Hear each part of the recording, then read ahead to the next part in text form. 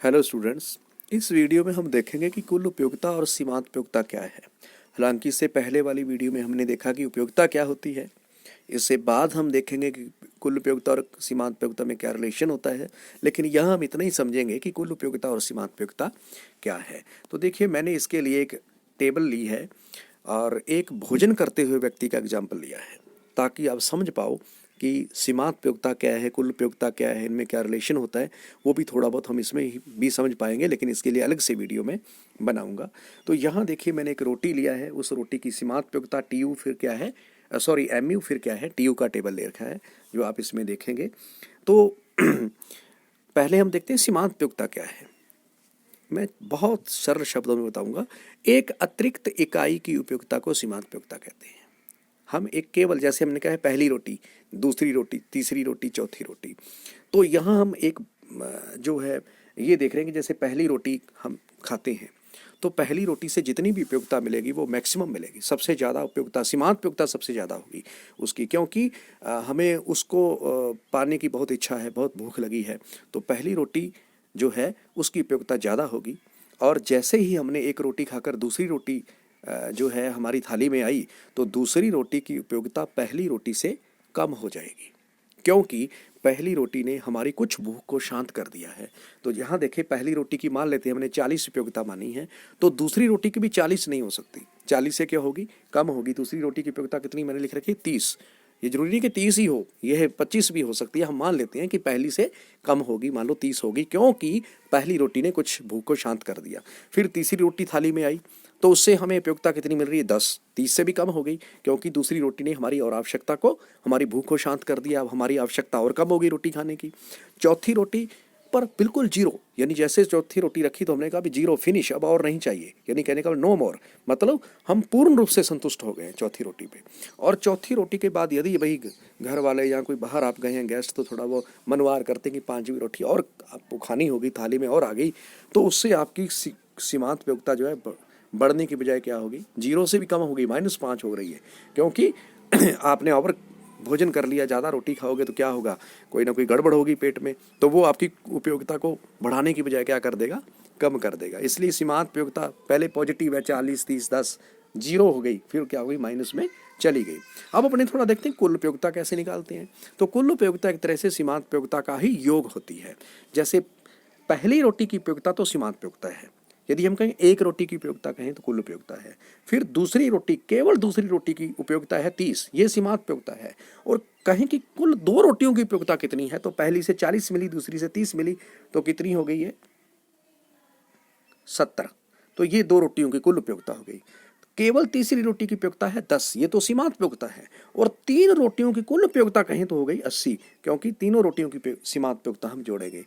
चौथी रोटी की उपयोगिता है, सीमांत उपयोगिता है 0, यानी केवल चौथी रोटी की। और 4 रोटियों की कहेंगे जब, तो चारों की जोड़ेंगे तो 80 हो गई।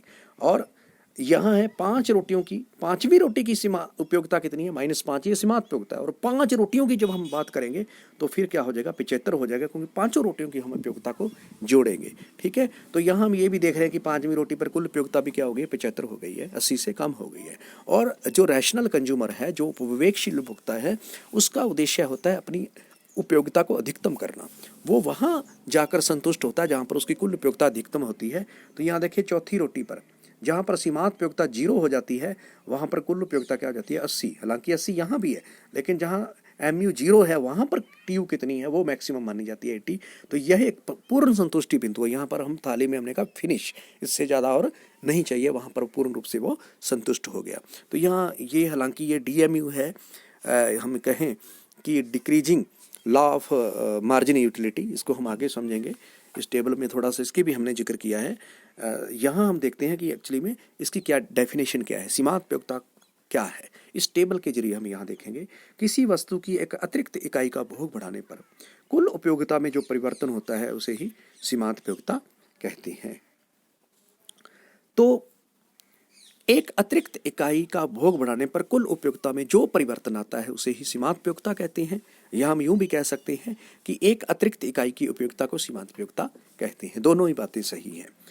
और मैंने ये भी लिखा है कि MU is increasing rate of TU।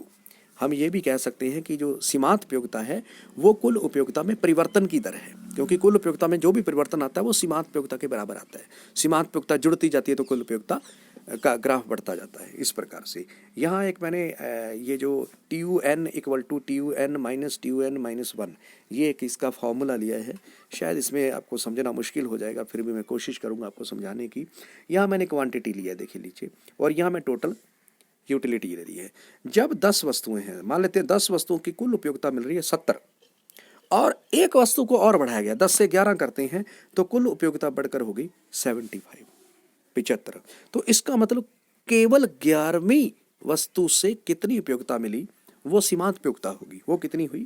5, केवल 11वीं से, क्योंकि 10 तक 70 है और 11 करने पर 75 हो रही है, तो 11 केवल 11वीं का कितना योगदान है वो 5 का है, वो सीमांत उपयोगिता है। और इस फार्मूले से जो ऊपर ये फार्मूला है इससे इसको हम निकाल सकते हैं। हम यहाँ n मान लेते हैं 11 क्वांटिटी, यानी n का मतलब जो mu के पैर में n है या tu के पैर में n है, ये है वस्तु की संख्या। तो मान लेते हैं MUN 11वीं वस्तु की हम सीमांत उपयोगिता देख रहे हैं, तो TU जो टोटल यूटिलिटी है इधर दोनों 70 और 75, तो जो 75 है वो TU 11 बन जाएगा, और जो 70 है वो TU 10 हो जाएगा, 11 माइनस 1 यानी n माइनस 1। तो जब हम 75 TU 11 से TU 10 को कम करेंगे तो क्या आ जाएगी? 11वीं वस्तु यूनिट की सीमांत उपयोगिता आ जाएगी। हालांकि ये थोड़ा बोर्ड पे करने वाला है और आप समझने की कोशिश करेंगे कि किस तरह से क्वांटिटी एक अतिरिक्त इकाई बढ़ाई तो टोटल यूटिलिटी में कितना परिवर्तन आ गया, यही क्या होती है? सीमांत उपयोगिता होती है। अब हम आगे देखते हैं कुल उपयोगिता क्या है। तो सीधी सी बात है, कुल उपयोगिता क्या है?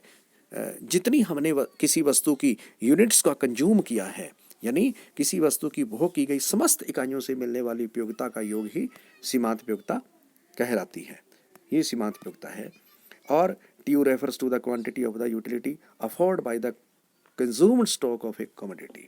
यानी TU क्या है? यहाँ देखिए, TU है MU1, MU2, MU3, MU3 यानी सबका जोड़ है, MU1 प्लस MU2, MU3 और MUN तक जितनी भी वस्तुएं हैं उनकी सीमांत उपयोगिता को जब जोड़ देंगे तो क्या आ जाएगी? कुल उपयोगिता आ जाएगी। इस प्रकार से कुल उपयोगिता सीमांत उपयोगिताओं का योग है। निष्कर्ष रूप में हम एक बार समझे तो सीमांत उपयोगिता क्या हुई? किसी अतिरिक्त इकाई से मिलने वाली उपयोगिता सीमांत उपयोगिता होती है, और उस वस्तु की समस्त इकाइयों से मिलने वाली उपयोगिता क्या होती है? कुल उपयोगिता होती है। धन्यवाद। अगली वीडियो में हम देखेंगे कुल उपयोगिता और सीमांत उपयोगिता में क्या संबंध होता है। धन्यवाद।